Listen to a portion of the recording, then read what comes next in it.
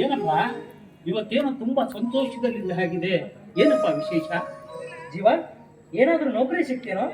ಹೌದಣ್ಣ, ನಿಮ್ಮೆಲ್ಲರ ಆಶೀರ್ವಾದದಿಂದ ನನಗೆ ನೌಕರಿ ಸಿಕ್ಕಿದೆ ಅಣ್ಣ. ಇವತ್ತಿನಿಂದ ನಾನು ದೊಡ್ಡ ಆಫೀಸರ್ ಅಣ್ಣ. ಹಬ್ಬ ಅಬ್ಬ, ಆ ದೇವ್ರು ಇವತ್ತಿಗೆ ನಮ್ಮ ಮೇಲೆ ಕರುಣೆ ತೋರಿಸ್ಬಿಟ್ಟಪ್ಪ.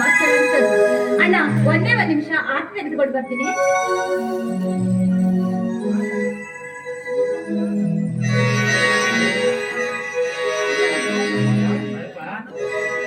ಆರತಿ ಮಾಡ್ತಾ ಇದ್ದಾರೆ.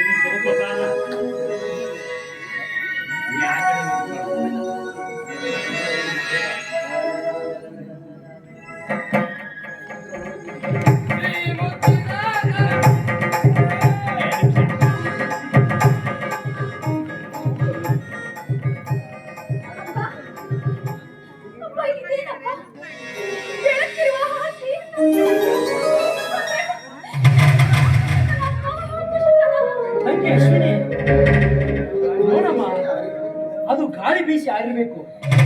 ಎಷ್ಟು ಚಿಕ್ಕ ವಿಷಯಕ್ಕೆಲ್ಲ ನೀನ್ ಇಷ್ಟೊಂದು ಗಾಬರಿ ಮಾಡ್ಕೊಳ್ಬೇಡಮ್ಮ. ಇಂತಹ ಸಂತೋಷದಲ್ಲಿ ಈ ರೀತಿ ಚಿಂತೆ ಮಾಡಬೇಡಮ್ಮ. ಇದೆಲ್ಲ ಚಿಕ್ಕ ವಿಷಯ ಇಲ್ಲಮ್ಮ.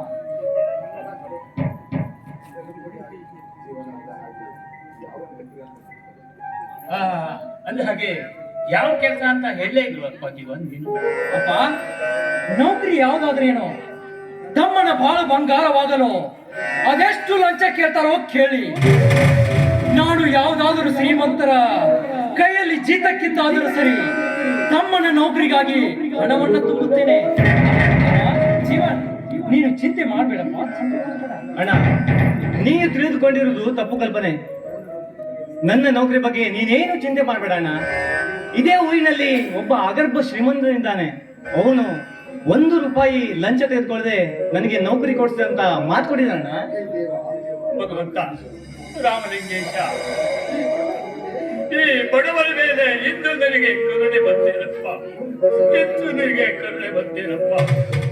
1 ಪೈಸೆ ಕೂಡ ಲಂಚ ಎನ್ನುವಂತಹದ್ದನ್ನ ತೆಗೆದುಕೊಳ್ಳದೆ ನನ್ನ ಮಗನಿಗೆ ನೌಕರಿಯನ್ನ ಕೊಡಿಸಿದೆ ಅಂತಾದ್ರೆ ಅಂತಹ ಪುಣ್ಯ ಯಾರ?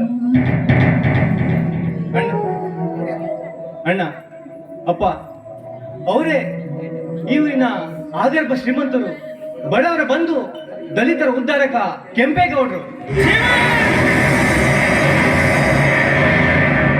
ಎತ್ತ ಬೇಡ ಆ ಕಟುಕ ಜಾತಿಯ ಗೌಡನ ಹೆಸರನ್ನ. ಯಾಕಣ್ಣ? ಅವ್ರು ತುಂಬಾ ಒಳ್ಳೆಯವ್ರಣ್ಣ. ಅವರ ತಂಗಿನ ಮದುವೆ ಮಾಡ್ಕೊಂಡ್ರೆ ನನಗೆ ಯಾವುದೇ ನೌಕರಿ ಬೇಕಾದ್ರೆ ಕೊಡ್ತೀನಿ ಅಂತ ನನಗೆ ಮಾತು ಕೊಟ್ಟಿದ್ರಣ್ಣ ಅವರು. ಗೌಡರ ಮಾತಿಗೆ ಏನು ಅರಿಯದ ನಿನ್ನ ತಲೆಯನ್ನ ತುಂಬಿ ನಮ್ಮ ಸಂಸಾರಕ್ಕೆ ಬೆಂಕಿ ಹಚ್ಚುವಂತ ಆಲೋಚನೆಯನ್ನ ಮಾಡ್ತಾ ಇದ್ದಾನೆ. ನೋಡು ಜೀವ, ನೋಡಮ್ಮ, ನನ್ನ ಮಾತು ಕೇಳು. ಆ ಕೆಂಪೇಗೌಡನಿಂದ ಮಾತನ್ನ ಬರ್ಸ್ಬಿಡು. ಅವನು ಹೇಳಿದಾಗೆ ನೀನು ಅವನ ತಂಗಿಯನ್ನ ಮದುವೆ ಮಾಡಿಕೊಂಡು ಈ ಮನೆಗೆ ಕರೆದುಕೊಂಡು ಬಂದೆ ಅಂತಾದ್ರೆ ಜೇನುಗೂಡಿನಂತಿರುವಂತಹ ಈ ನಮ್ಮ ಸಂಸಾರ ಎನ್ನುವಂತಹದ್ದು ಸರ್ವನಾಶವಾಗಿ ಹೋಗ್ತದಪ್ಪ. ಸರ್ವನಾಶವಾಗಿ ಹೋಗ್ತಾ ಇದೆಯಪ್ಪ. ಕೇಳಪ್ಪ, ಇದು ನನಗೆ ಕೈ ಮುಗಿದು ಕೇಳ್ತಾ ಇದ್ದೀನಿ. ನನ್ನ ಮಾತು ಕೇಳಪ್ಪ. ಕೆಂಪೇಗೌಡರನ್ನ ಮರ್ತು ಬಿಡಪ್ಪ. ಕೆಂಪೇಗೌಡರನ್ನ ಮರ್ತು ಬಿಡಪ್ಪ. ಹೌದಣ್ಣ, ಅಪ್ಪ ಹೇಳ್ತಿರೋ ಮಾತು ಸತ್ಯವಾಗಿದೆ ಅಣ್ಣ, ಸತ್ಯವಾಗಿದೆ. ಯಾಕೆಂದ್ರೆ ನಮ್ಮಪ್ಪ ತುಂಬಾ ಹಿರಿಯರು. ದಯವಿಟ್ಟು ಹಿರಿಯರ ಹೇಳಿದ ಮಾತನ್ನು ಕೇಳಿ ಅವರ ಸಾಹಸವನ್ನ ಬಿಟ್ಬಿಡಣ್ಣ, ಬಿಟ್ಬಿಡು. ಜೀವನ್, ಅವನ ಎಂತ ಕಟಕನೆಂದು ನಿನಗೆ ಗೊತ್ತಿಲ್ಲಪ್ಪ. ನಮ್ಮಂತ ಬಡವರ ನೆತ್ತಿಯ ಮೇಲೆ ಕಾಲಿಟ್ಟು ಮೆರೆಯುವ ದುಷ್ಟನ ಎಂಜಲು ತಿನ್ನುವ ಮೂರ್ಖ ನೀನಾಗ್ಬೇಡಪ್ಪ, ಮೂರ್ಖ ನೀನಾಗ್ಬೇಡ. ಈತಿಗೆ ಮರೆತು ಬಿಡು ಆ ಕೆಟ್ಟ ವಿಷ ಸರ್ಪವನ್ನ. ಅಣ್ಣ, ವಯಸ್ಸಿ ಬಂದ ಭಾಗ್ಯವನ್ನು ಬರಿಗಾಲಿನಲ್ಲಿ ಒದ್ದಂತಾಯ್ತು ನಿನ್ನ ಮಾತಿನ ಅರ್ಥ. ಒಳ್ಳೆಯ ಮಾತಿನಿಂದ ಒಪ್ಪಿಗೆ ಕೊಟ್ಟರೆ ಸರಿ, ಇಲ್ಲ ಅಂತಾದ್ರೆ ಇವತ್ತಿನಿಂದ ಈ ನಿಮ್ಮ ಮಗ ಸತ್ತನೆಂದು ತಿಳಿದುಕೊಳ್ಳಿ.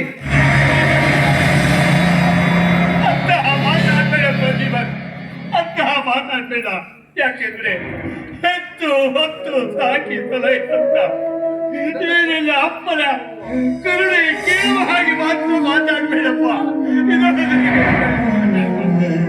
ದಯವಿಟ್ಟು ಅಂತ ಮಾತಾಡಬಾರ್ದಪ್ಪ. ಸಾಕು ಮಾಡಪ್ಪ ಈ ನಿನ್ನ ಕಣ್ಣಿನ ನಾಟಕ. ಹೆತ್ತ ಮಕ್ಕಳ ಒಂದು ಆಸೆಯನ್ನು ಕೂಡ ಈಡೇರಿಸಲಾಗದಿದ್ರೆ ನಿನ್ನಂತ ತಂದೆ ಇದ್ದಾರೆ ಏನು ಪ್ರಯೋಜನ? ನಿನ್ನಂತ ತಂದೆ ಇರೋದಕ್ಕಿಂತ ಎಲ್ಲಾದ್ರೂ ಹೋಗಿ ನೇಣು ಬಿಗಿದುಕೊಂಡು ಸಾಯುವುದಲ್ಲ ಹೆಸರು. ಯಾರ ಎದುರಿಗೆ ಹೇಗೆ ಮಾತನಾಡಬೇಕೆಂದು ಪರಿಜ್ಞಾನವಿರಲಿ. ಜೀವನ್, ಇವರು ನಮ್ಮ ಹೆತ್ತ ದೇವರು ಕಣೋ, ಹೆತ್ತ ದೇವರು. ಇನ್ನೊಮ್ಮೆ ಇವರಿಗೆ ಮನ ಬಂದಂತೆ ಮಾತನಾಡಿದ್ದೆ ಆದ್ರೆ ನಿನ್ನ ಬಾಯೊಳಗಿನ ಹಲ್ಲು ಉದಿಸಿಬಿಟ್ಟೇನೋ, ಎಚ್ಚರ. ಬೇಡಪ್ಪ, ಬೇಡಪ್ಪ, ಅವನಿಗೆ ಹೊಡಿಬೇಡಪ್ಪ, ಅವನಿಗೆ ಹೊಡಿಬೇಡ. ಯಾಕೆಂದ್ರೆ ಅವನು ಹೇಳುವಂತಹ ಮಾತು ಸತ್ಯವಿದೆಯಪ್ಪ. ಅವನು ಹೇಳುವ ಮಾತು ಸತ್ಯ ಇದೆ. ಯಾಕೆಂದ್ರೆ ಹೆತ್ತ ಮಕ್ಕಳ ಆಸೆಯನ್ನ ಈಡೇರಿಸುವುದು ಹೆತ್ತ ತಂದೆ ತಾಯಿಗಳ ಕರ್ತವ್ಯ ಇರ್ತದೆಪ್ಪ, ಕರ್ತವ್ಯ ಇರ್ತದೆ. ಇವಳ ಆಸೆಯನ್ನ ಯಾವ ಕಾಲಕ್ಕೂ ನಿರಾಸೆ ಮಾಡುವುದು ಬೇಡಪ್ಪ, ನಿರಾಸೆ ಮಾಡುವುದು ಬೇಡ. ಜೀವನ್, ನೋಡು, ನೀನು ನಿನ್ನ ಸಿದ್ಧತೆಯನ್ನು ಮಾಡ್ಕೊ ಹೋಗಪ್ಪ. ಸರಿ ಆಯ್ತು, ಬರ್ತೀನಿ ನಾನು.